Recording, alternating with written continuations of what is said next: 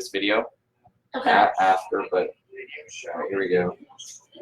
So how close? I guess close as you can comfortably get. People say eat the mic, but yeah, I mean I stay like right. And I'm gonna be sitting pretty close to over there, but I know, right? If you're more soft-spoken, you want to be closer to the mic. But if you're not as soft-spoken like me, I'm not so soft-spoken, so I gotta be like, "Hi, Danny."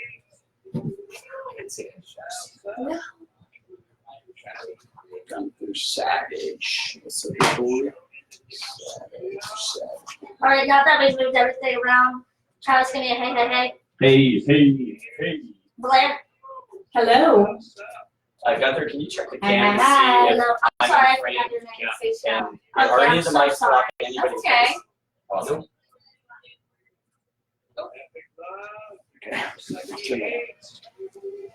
Seychelle SUP. All right, a minute. First radio show in the new studio. Oh, just turn this phone is on. It's in the way. Well, how do we didn't, Jeremy, can you You can move that. That's fine. To do the Facebook Live. we'll slide it. Which way should we slide it? We should slide it this one? closer to D. Yes. This one here? There you go. Give me a If you can just honestly go back. Oh, All right, we're go back back to to where you were start. a little bit over there. Awesome. And then if you can, I Topics and want opinions to expressed see in the Seychelle. following show are solely those of What? the host. Can you turn that so I can see it? No. You make no recommendations or endorsements for any show programs, Can you- services, or Away products. from the blind. Mention what you're on or read. No liability exposed. How are you on up, down? W4CY Radio, its employees or affiliates. Any questions or comments should be directed to those show hosts. Better. Thank you for choosing W4CY. How are you on up, down? Do you want it like this? Thunder, can you do me a favor? Shut the door. You just leave it cracked, Gunther. I'm gonna head out that way. Why don't you show me what? Can I see what's going on? Yeah. We're just trying to be able to see Seychelle. Oh, you want to get this out of her face? Yeah. What if I You need see this it over left or here. right? If you scoot, All right, if you got it for this about way, 10, yeah, you get 6 closer. seconds. Yeah. If you Oh, you need There you go. that out of the way. That's Oh, we did that. That was our fault. All right, we're on. There, this is what's in the way of this one. Welcome to the Epic Love Radio Show. I don't know what's. I think the mics are too close together. Lights too close. I got you. Go ahead. All right. It's Blair's mic. I noticed. But you're good. I'm gonna fix it. I'm great. Thank you. Yeah. Welcome to episode number 78 of the Epic Love Radio Show. We are sharing inspiring stories of love through action. We have a very special guest in studio with us today, the one and only world champion, Seychelle. Ladies and gentlemen, round of applause. Welcome, Seychelle. Thank you. Thank you so much for having me. It's Yeah. stoked to be here. Happy New Year. Yeah, Happy New Year. Is this your first show of the New Year? It is, yeah. Kicking things off right, for sure. And as always, the Epic Love Radio Show is brought to you by the Piper's Angels Foundation for Cystic Fibrosis. You can learn more at pipersangels.org. My name's Travis Suit, and this is my wonderful co-host. Where's Blair? Hi, I'm here. Blair McKnight, everybody. Hello. Hi there. Hi. Thanks for being here. Of course. And so we're going to dive deep with Seychelle today. We got a lot to cover. We're really excited about the partnership and participation that we've established over the years. And Seychelle is a tremendous athlete, and there is a lot to learn from her, not just from being an athlete, but about life. And we're excited for her to share some of that learning and those lessons on tonight's show. Thank you, everybody, for tuning in Facebook land, on Facebook Live. Thank you. Please share the show. You can share it through. And you can listen to the show on playback on iHeartRadio, Pandora, or Spotify. So thank you for everybody. I think in October, we hit 15,000 downloads, which was pretty amazing. So we'll have to check back in and see where we're at with the downloads as of recently. But sharing is caring, and thank you all for the support. Thank you to all of our sponsors who make this show possible. We could not do this without the support of Certera Wellness, Margaritaville, Bahama Boat Works, Vertex Pharmaceuticals, Hensler Financial. Thank you for making this happen. So we are underway with the Crossing 2020. Yeah. I gotta get used to that. You know how like when you're writing notes on things like or writing a checkout, or I've definitely written 2019 at least 5 or 6 times, and I write it in my journal almost every morning. it's a good habit. It takes a while. It's like June. You're still writing last year. Yeah. Yeah, especially since it kind of switches totally into this like 2020 mode, which is really interesting because 2020 is, in terms of numerically is clarity, and I think there's a lot of good energy flowing into 2020. I know there was a lot of shifting and some kind of turbulent things happening towards the end of 2019 for a lot of people. It seemed like there was some big shifts. It was Mercury retrograde, and the planets are now in alignment for great manifestation to occur. So, Seychelle, so we met a number of years ago, I think at a paddle event. It might have been the first time we met was at the Orange Bowl race in Miami. I think it was Key West Classic. Was it Key West? That was my second paddleboard race. Like 2013? 2014. 14, okay.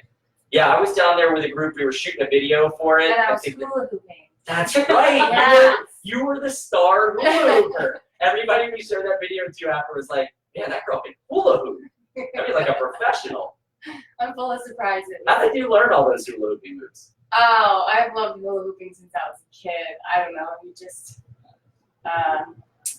hoop dancing. I got into it for a little bit. I have a few hoops in my closet. Every once in a while, I dig them out and do some tricks. But it's just fun. Yeah, it was awesome, and everybody was getting involved, and it was such a good time.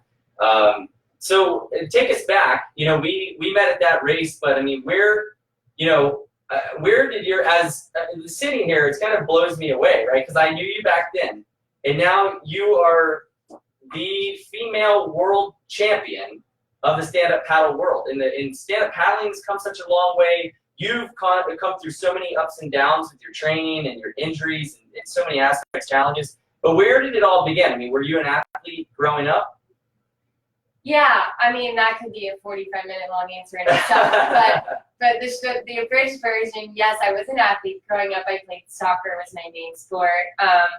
And then after school, I didn't really continue playing sports, but I continued to run for fitness. Mm. And so when I found stand-up paddling in 2014, it was an easy transition from running to paddling. And I just fell so in love with stand-up paddle and the sport that I decided, pretty much from my first time ever on a race board, like, this is my jam, this is what I want to do. And I've just been dedicated to training ever since. So.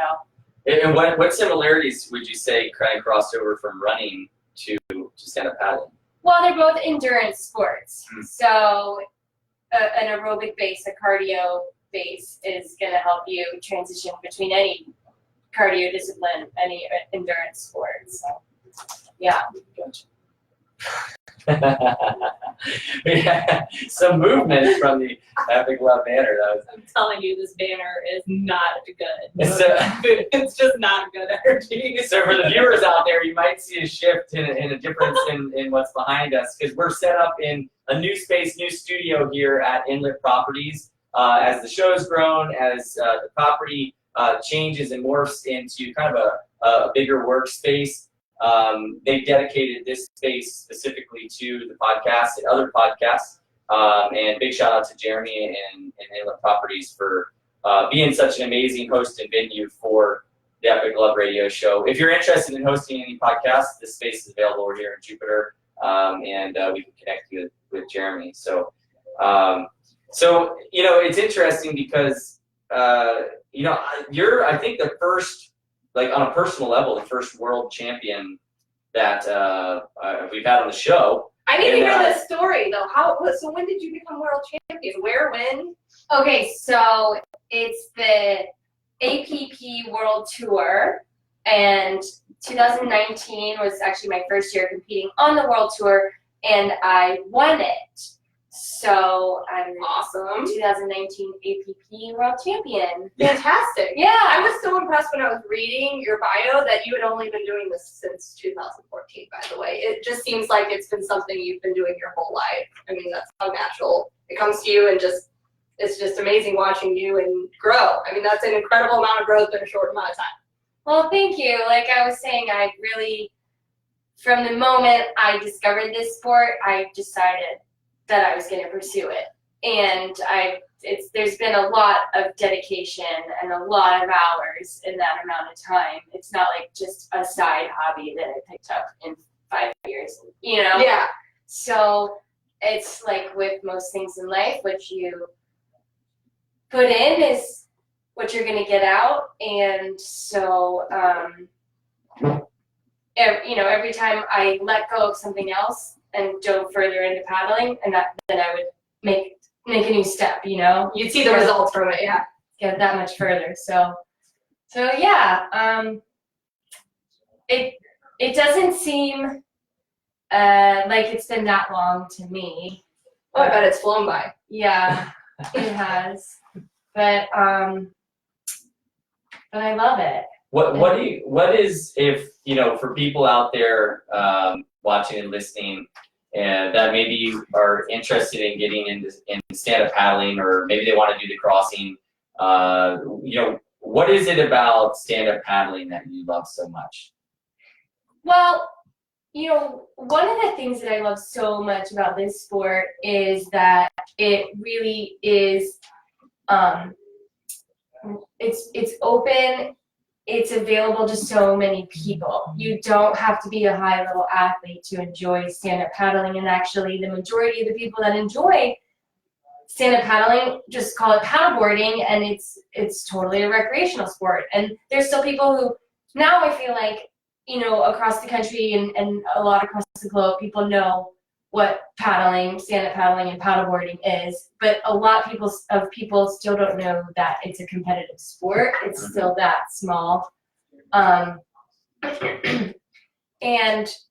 I love that there are so many different aspects to it. So you don't have to be into racing or fitness, but it is an incredible way to be competitive and to stay fit and be on the water.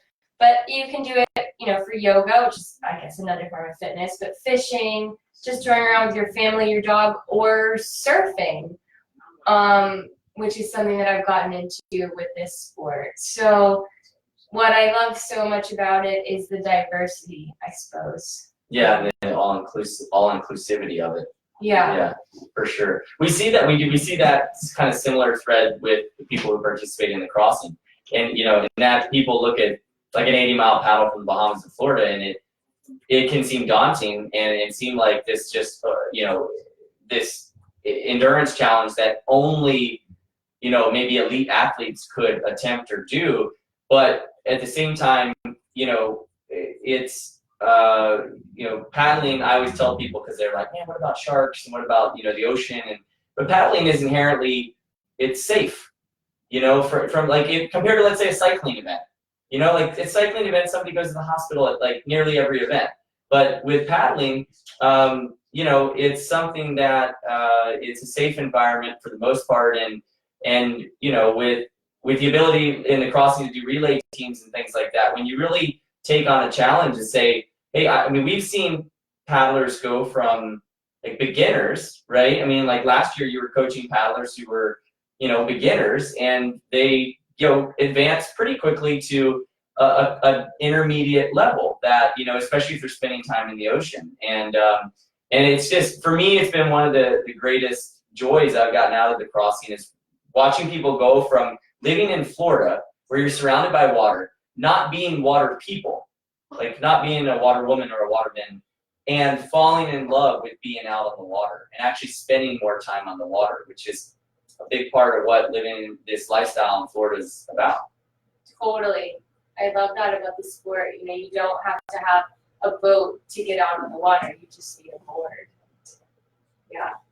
There's something really special, especially when you live in Florida and South Florida, and I'm originally from the Keys, and if you couldn't get out on the water, you were just missing so much of what it was to live down there and grow up down there. And I guess I didn't paddle as a kid, but once I started paddling, I mean, there's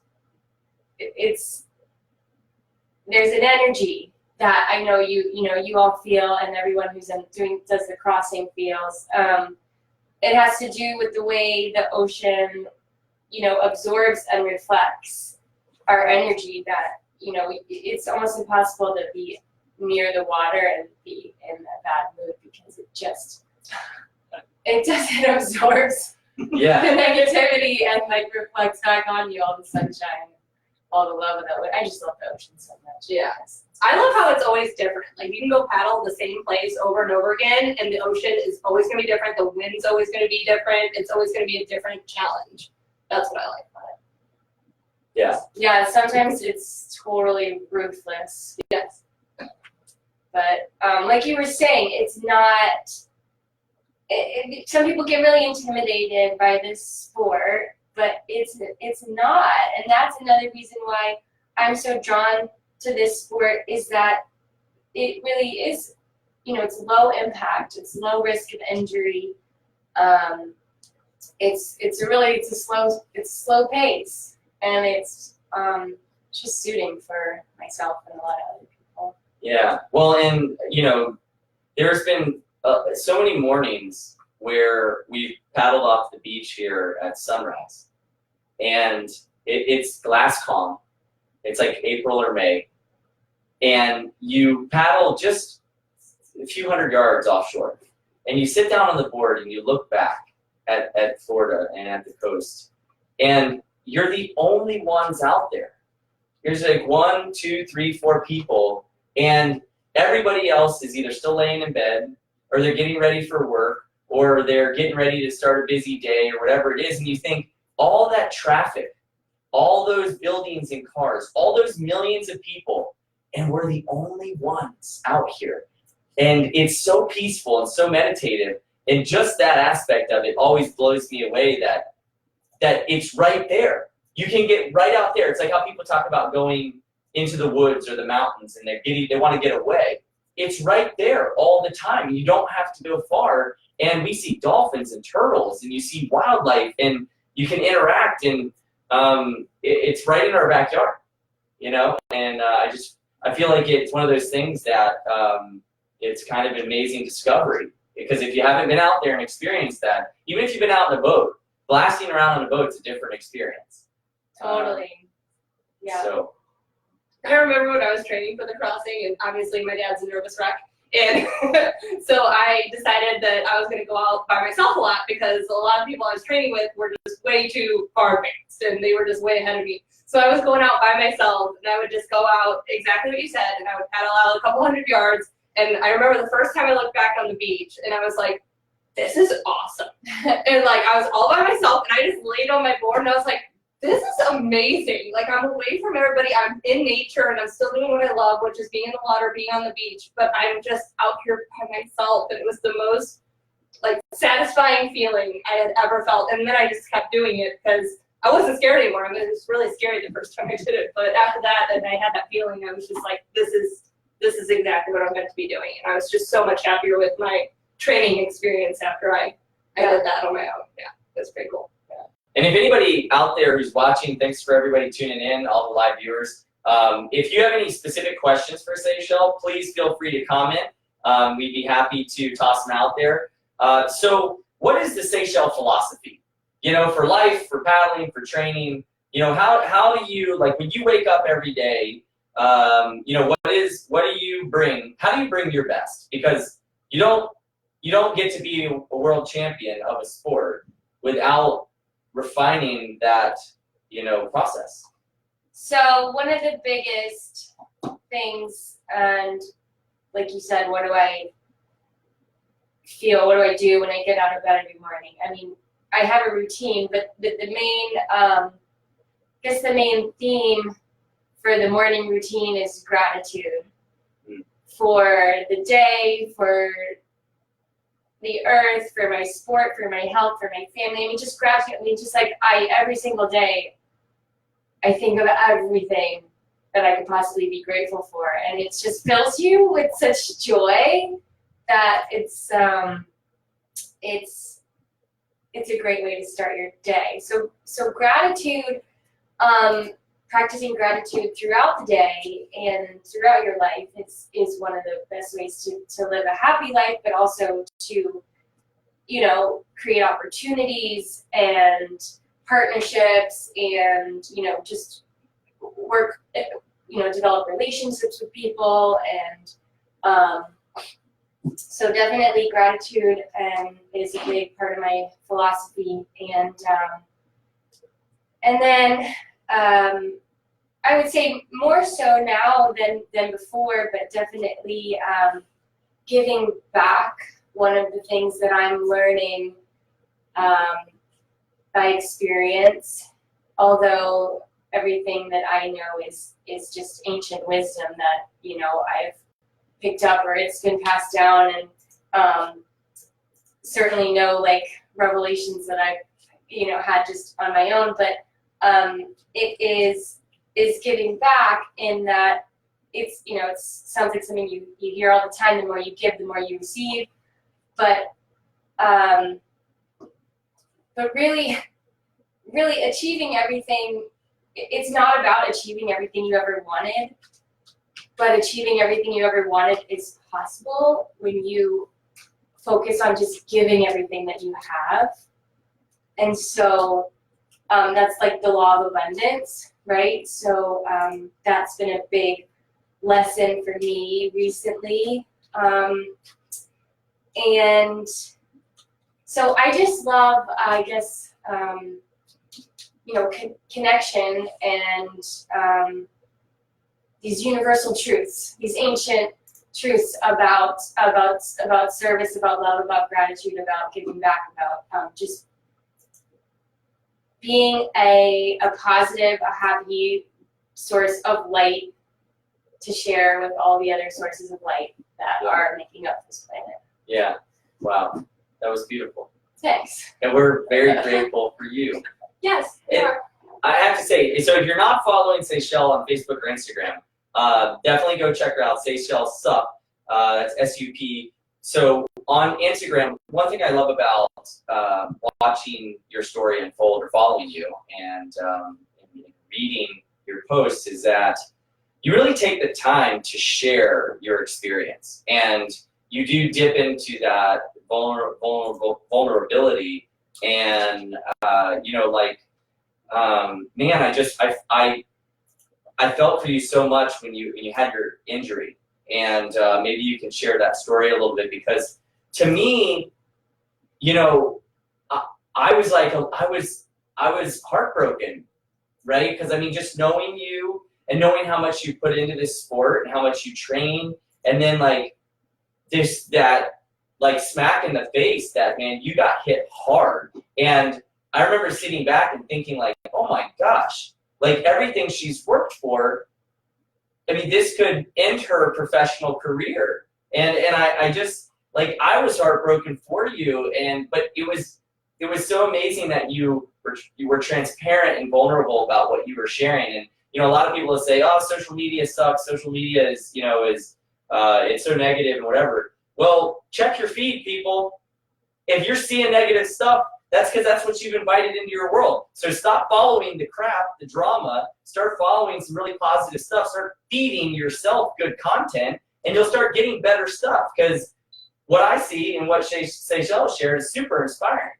And I'd love for you to share a little bit about that kind of part of your journey, because that was not that long ago, and now you're world champion. Talk about the comeback kid. Yeah, that was a really big transformation process for me this year. Well, I guess it was technically last year, but it was, it happened in February when I was injured. And I thought all the same things that you did. I was heartbroken. I thought this could be it. And so not even a year ago. No, not even a year ago. Almost a year ago. So, which it seems like it wasn't that long. This year went by really fast. And what happened? What was the injury? It was the diagnosis was 3 herniated discs in my neck that we saw in MRI. And honestly, back in February, I think that the herniations have been there in some form or another, developing over the several years, or maybe just a year or two. I'm not sure exactly, but it got to the point where it was, pressure on the spinal cord, lots of pain, numbness, and all the rest of it. And one of the things that a lot of people have reached out to me since is like, because people have similar things. Maybe it's not in their neck, but I mean, low back hernias. They're really common and they're really painful. It's something that people live with. Some people live with chronically, and others, including myself, are told that you have to have surgery to fix it. And I was told by several doctors that I needed to have surgery, and then I was told, well, maybe if I don't have surgery, I can, the herniations will heal, but the numbness or the muscles won't grow back, or you're told all these things by Western medicine, and Western medicine is just it's just an incomplete truth. It's to the whole picture of what our body, of what the picture of health looks like in our body and how to heal. And so it was a really transformative process for me, because I decided not to have surgery or any injections, and just to do everything alternatively. And I did a lot of breathing, a lot of meditating, a lot of visualizing, a lot of just internal work with metaphysical healing and affirmations.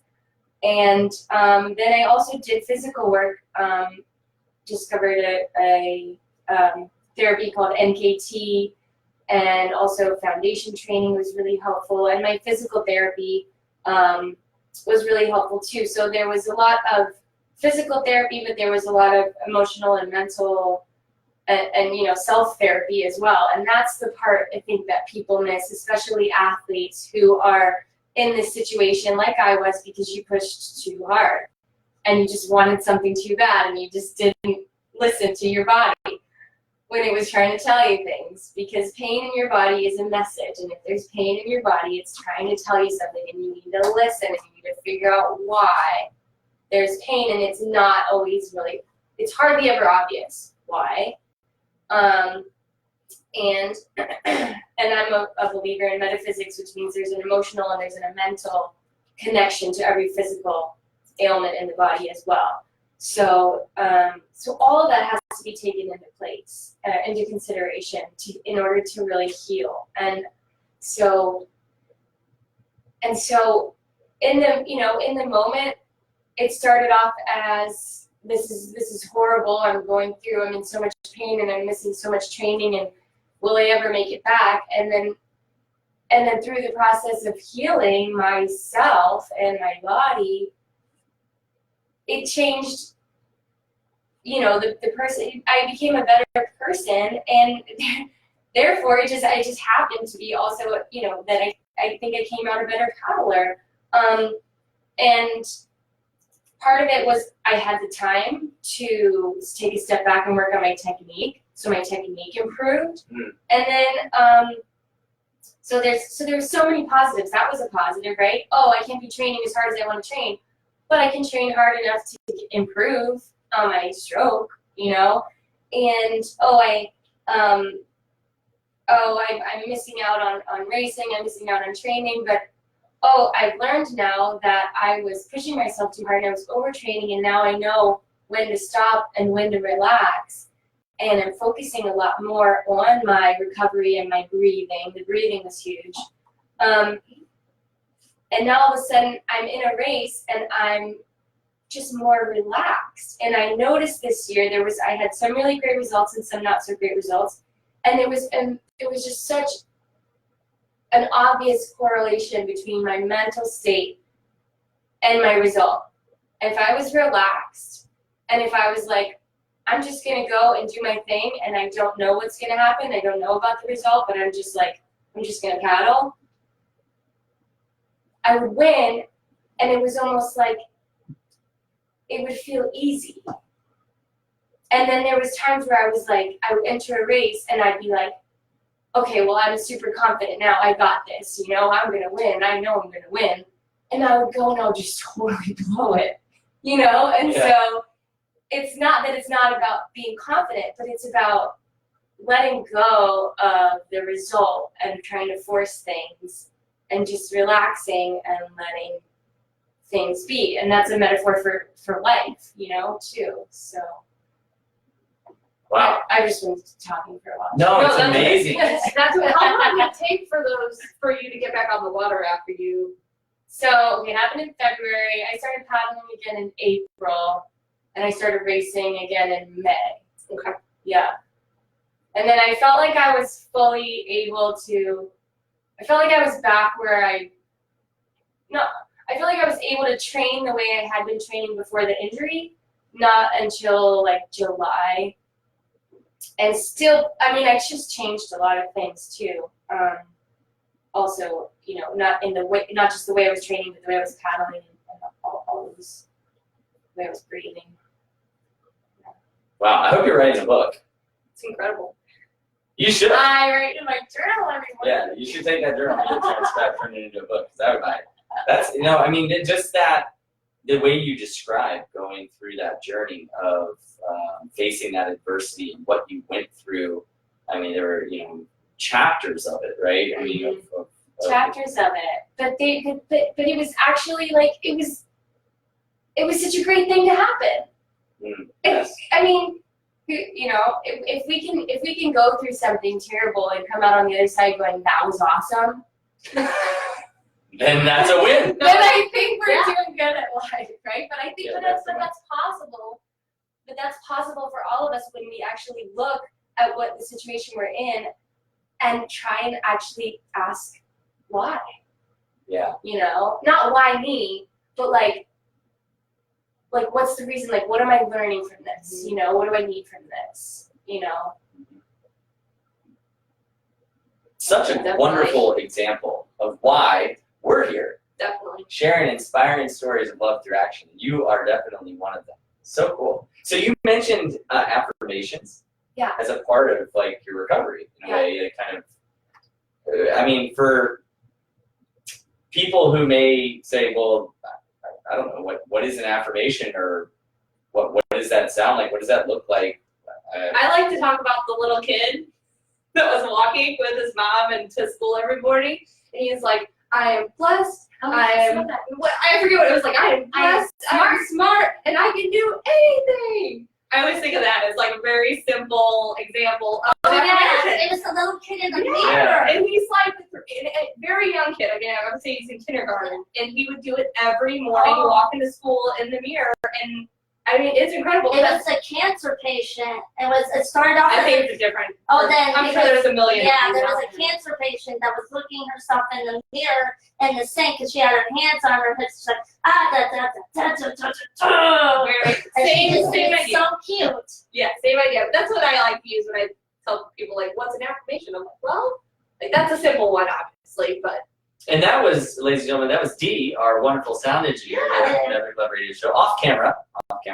We also have off camera. Gunther Schwartz is in the room with CF Warrior, did the crossing last year. He's here to pick up on some of the good vibes and the lessons of the one and only Seychelle. And Tim Wellington, who was one of our crossing paddlers last year, said, you just put the last piece of puzzle pieces together for me. Thank you, Seychelle. Oh, you're very welcome, Tim. Yeah, thanks, Tim. So I guess just give an example of one of your affirmations, if that's okay. Yeah. Okay. So one of my affirmations, I would lay in my traction. I had a homemade traction device, and I would lay there and I visualize my perfect spinal cord. And I would repeat over and over again, I'm grateful for my healing. And obviously, I mean, not that I was healed, but I was like, part of the affirmation, part of the idea of affirmations is like you're repeating it as if you are the person who would be saying it. Like, so it's almost like you're future projecting. some other affirmations. I usually just go with really simple ones like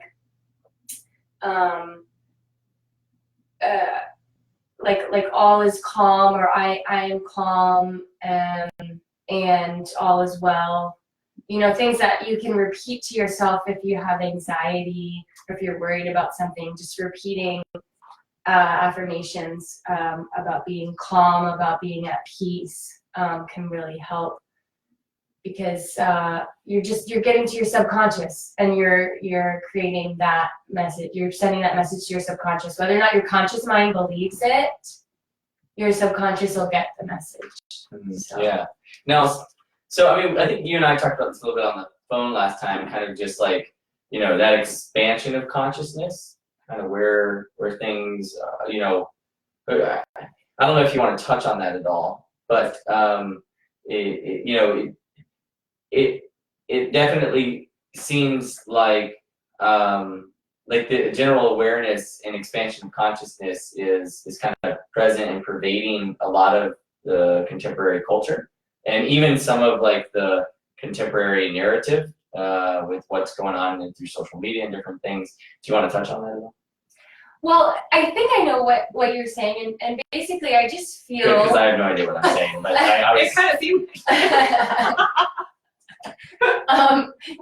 I mean, basically, I feel, and a lot of people feel, that there is a global conscious, like, awakening happening right now. Or, I mean, it's been happening, well, again, this is like ancient stuff that people have been, you know, practicing, believing, living, you know, for thousands of years. And there's some cultures that are still very connected. And then there are some like ours that have just gotten so far away from this interconnectedness of life. And I'm feeling a trend, and like what you were just describing, that you're seeing a trend as well, that people are wanting to reconnect, you know, and tune in and feel that, because it's you know, it's a really beautiful thing, and it's a really happy place, and that's really what we're all looking for, isn't it? Yeah. You know? Yeah, So. absolutely. Yeah, I mean, I've definitely seen the shift just in my own journey and path. I mean, from when I was a kid, and I've talked about this before on the show, but I mean, like, I was just this like crazy, very self-centered, like maniacal, wild child, you know. And I mean, exactly the same. yeah, and So like, was I. Weird. weird, right? But I mean, you know, you could feel that ego reality. I mean, you could feel it, and it was like, but you could always, I felt like you could always also sense kind of, well, I don't know, that doesn't feel right, you know. And you know, for me, it's the shift. It wasn't the shift hasn't been like radical. It's been slow.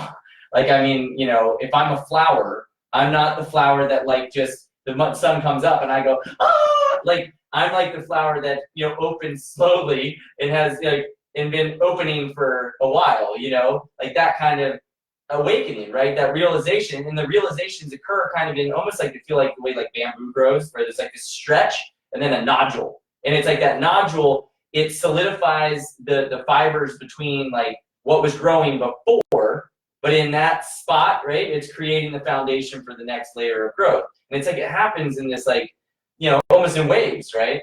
And I've just found that to be, you know, for myself, I used to be judgmental. I used to be really closed-minded, and you know, that's just not it's not a fun place to be. It's not a happy place to be. So it is interesting, because the way I feel like is like, oh my gosh, if I'm feeling a conscious shift, whatever that means, and I am the guy who probably at like 15 was like, yoga's for wussies. Now I do yoga every morning.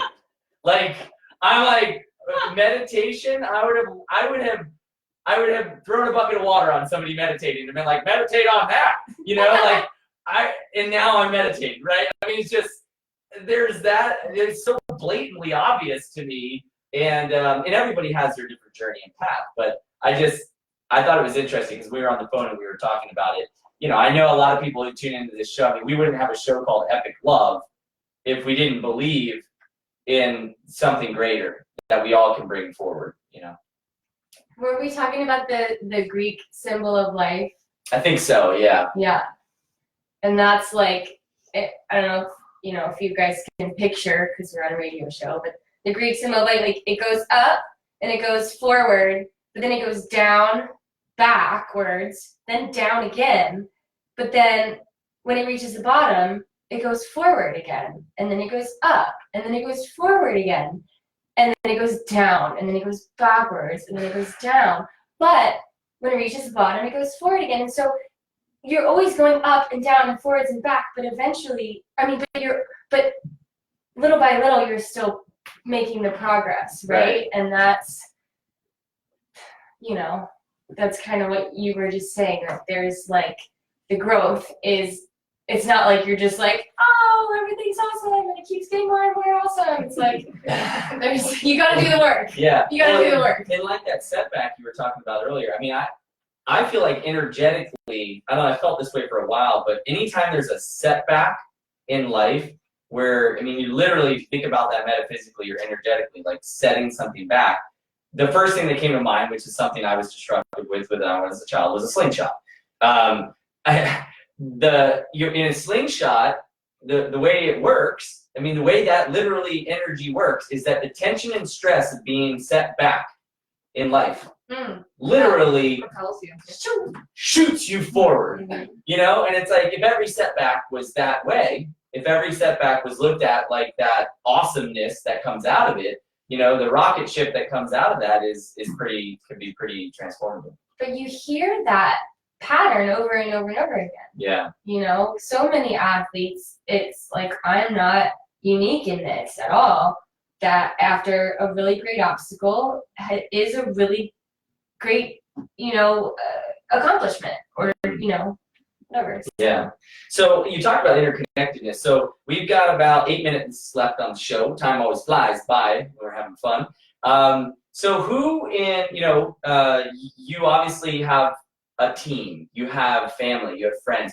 Who in your circle has been part of that interconnected support, the fabric of your community that has helped get you to this point? Well, I definitely am very fortunate that I have a loving husband who I live with, and then my parents are very close by as well, and so I have a very tight-knit community close by of love and support, so that's really nice. And who's your coach? I mean, you're a coach. I'm a coach. So who's your coach? But actually, I'm really glad you asked that, because my coach is Larry Kane, and he's Olympic medalist, right? Olympic medalist, yep. And he's an incredible coach. He's the co-founder of Paddle Monster, which I coach for. Sweet. And I've been working with him for a couple of years. And I tell you what, he's a wealth of knowledge for training, for paddling, but just for being an athlete in general. And he's helped me so much with my confidence and gotten me to where I am now. So definitely. That year that we came down and we videoed the Key West Classic, I remember I was on a boat filming, and that was the first year I didn't know the course. And around the corner we see a paddler coming through the bay, and I'm like, oh, I think that's the first male paddler coming up. And I'm looking and I'm like, oh my gosh, guy's got gray hair. Oh yeah. I mean, this guy he crushed it by leaps and bounds. I mean, I think it was like minutes before the next paddler came by. It was amazing. And I was like, I think what he is had time that guy? to go the wrong way and then be set back the right way. Yeah. I was that like, year. who was that guy? As he goes, I'm like, maybe he wasn't a part of the event. But I mean, he was, because he has a bid. And then I came to find, I was like, oh, he's like a gold, or he's a medalist. And I was awesome. like, wow, but so we got a few minutes left. For people who, because a big part of our partnership this spring and for the crossing is the opportunity to work with you and to be coached by you. For people who are signed up for the crossing, and for people who want to learn more, give us the 1 minute rundown of kind of what the program is and how they can reach out and sign up. Okay, so this year for the crossing, I'm doing a 20-week training program. So last year I did 16 weeks. So we've added 4 more weeks of training to help people be even more prepared this year. So it's fully scalable, whether you're a beginner or you're somebody who's even done the crossing before. I'm gonna have there's space in the program, for different levels. So it's a 20-week program, starts February 3rd. And then I'm also going to be offering in the South Central Florida area at least 3 clinics. The first one is February 1st. So there's going to be opportunities to do in-person clinics, to do the training program online. I'm going to be working with the social media team for the crossing. And so basically I'm available to help people who have questions about paddling, who want advice on, the crossing and anything that I can help with coaching related, and also available for private lessons. So we'll be getting all that info out to you guys on through the crossing, through my own social media and webpage, and we're working with the coaching group that I spoke of earlier, Paddle Monster. It'll be on the Paddle Monster app is where the training programs will be hosted. So it's gonna be good. Awesome. Yeah. Well, and we'll have to have you back on the show. Maybe either, if we can make it happen pre-crossing, if not post-crossing, we can give some updates. Are you planning on participating in the crossing this year? I don't know at the moment. So Timing's always tough. Yeah. Yeah, that's why I was asking. Yeah. Especially with world champions, they got to shake hands, kiss babies, right. they do autographs, Right. that kind of stuff. It's still hit or miss whether or not it's going to overlap with one of the World Tour events. So that's what I'm waiting to find out. Awesome. Well, thank you so much, Seychelle. Any final words for the audience out there? Oh, for the audience out there, I have words for you guys. Okay. boy. Well, I was just gonna say thank you so much. Oh. But I guess thank you to the audience as well, just for tuning in and for having me. It's been this is so much fun to be here, and so thanks for sharing yourselves, and we'll see you on the water. Yeah. Well, thanks for sharing your epic love with the show. Our goal is to promote the positive, and that's what we're focused on. I know Blair has a little announcement here at the end of the show that she would like to share with everybody out there in Epic Love Land. I do. So I have been on the show from the beginning. So I'm a little sad to say this. 78 episodes. 78. I think I came in on the second or third episode. But anyways, I am unfortunately going to not be on the show. Not indefinitely, but just for, not regularly anymore, for sure. I have a lot going on in my career, and I'm going to take 2020 and spend time with family more as well. So, thank you. So you're stuck with me. Oh, yeah. I think I'm pretty much stuck with you, no matter what at this point. Well, I will absolutely miss my favorite person in the world in this show. I mean, she'll still be here. She just told me that we've agreed that anything she needs you to do, she's just going to email me and be like, listen, you should just drop a hint to Travis to maybe do this. And I'm like, I got you. We're going to work together. Well, it has been a great honor to be on the show with you, and I hope you get to make your guest appearances, and I've had more fun. Honestly, every Wednesday, I have more fun and laugh more than I do throughout the week, the whole rest of the week. So do I. Thanks for making I appreciate it. Thank you for taking a chance on me and having me as part of the show, and just for everything you've done, all the laughs and memories and good times. I appreciate it. Yeah, absolutely. Well, ladies and gentlemen, that wraps up episode number 78. If you want to listen to it or share it on playback, check it out on iHeartRadio, Spotify, or Pandora. Thank you for tuning in, everybody out there in W4CY and Facebook land. We appreciate you. We love you. And as always, if you have any amazing stories that you want to share with us or send some amazing people our way, we are here to share inspiring stories of love through action. And thank you to everybody in the cystic fibrosis community for all your support and being the warriors that you are. So thank you to everybody out there. We love you. Okay.